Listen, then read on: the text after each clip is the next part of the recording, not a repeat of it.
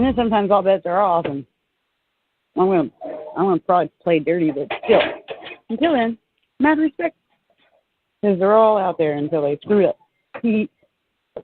Pardon me if there's background noises. I'm making games. For our new callers who just called in, David and Northeast Texas both, this woman was only 37 years old, and she spoke Turkish and Persian, and she was very unhappy with the United States and with YouTube, and she had made a whole lot of different videos. She was a vegan, and she was an animal rights person, and apparently she had an awful lot of issues going on. She used a 9mm in her shooting spree. She shot 2 women and 1 man there at the YouTube headquarters, and she turned the gun on herself and committed suicide. And that happened Tuesday, and it could have been a lot worse. If she'd have had a different weapon besides the 9mm, I'm sure it would have been a lot worse. Yeah, she was a talented woman, too. Oh, I've seen some of her stuff, at least clips of it. You know, they took everything down. YouTube did. So did Instagram and Facebook. It took everything that she had done down. But other people have created, YouTube videos and what have you that have clips from some of her stuff. Yep. I'd be curious to know if she had an older brother or a younger brother. She did.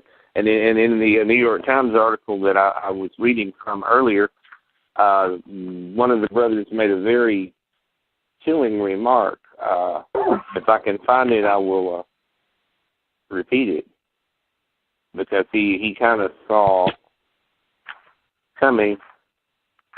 Well, yeah, he told the cops that she was heading that way. Yeah, that was the dad. The father did that. But I also in one of these articles, I also have where her brother had made some comments. Here it is. And this is a direct quote for it. Now, it doesn't say whether he's younger or older. I don't have that information, but it says she was always complaining that YouTube ruined her life. Nassim's brother, Shahran Ogdam, told the Bay Area News Group on Tuesday night. So the brother obviously was aware that she was disgruntled with YouTube, and her father had also called, and told the police, that she was upset with YouTube and that she was headed up there. But of course, she passed the test. She fell asleep in her car in Mountain View, which, by the way, is the headquarters of Google. And as you know, Google owns YouTube.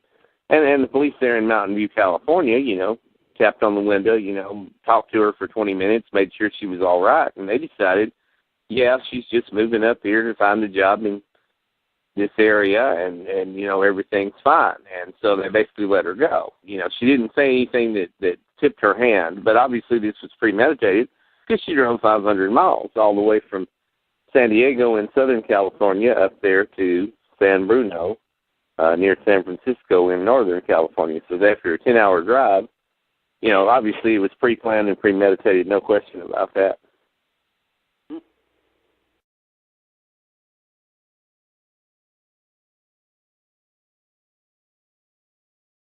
So what else is going on?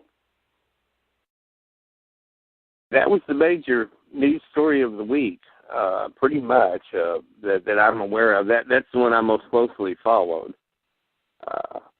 and probably, I guess, the most dramatic. Of course, there's always something in the news about Trump or, someone getting fired or one of the investigations that's going on. And, of course, the economy, which is supposedly slowly recovering.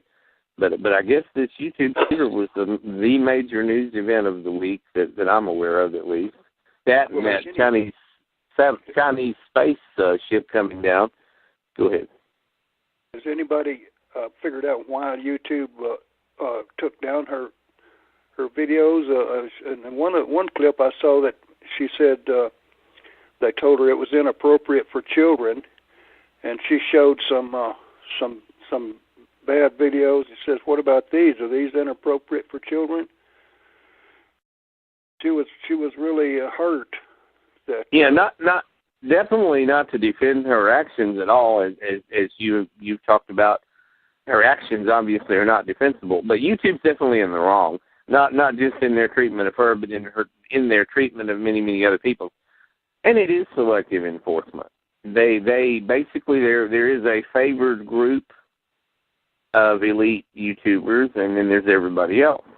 And it's typical American corporatism again, and it's typically skewed, I'm going to say it, toward the extreme liberal left. And so anybody who gets on there and espouses views that are interpreted, rightly or wrongly, as being far-right views, or if the views are interpreted as being racial or racist in any way, it'll get you demoted, it'll get you demonetized, it'll get you even kicked off, it'll get your video taken down or put in restricted mode, which basically means nobody sees it. It's there, but nobody can see it. So, yeah, YouTube has different ways, no question about it. YouTube has different ways of censoring what they consider to be unacceptable viewpoints. Well, who decides what those acceptable viewpoints are?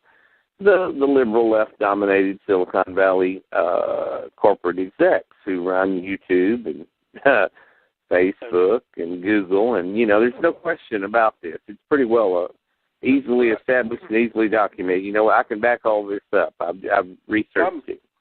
I'm proud to announce that I've got my first suspension on Facebook a couple of weeks ago.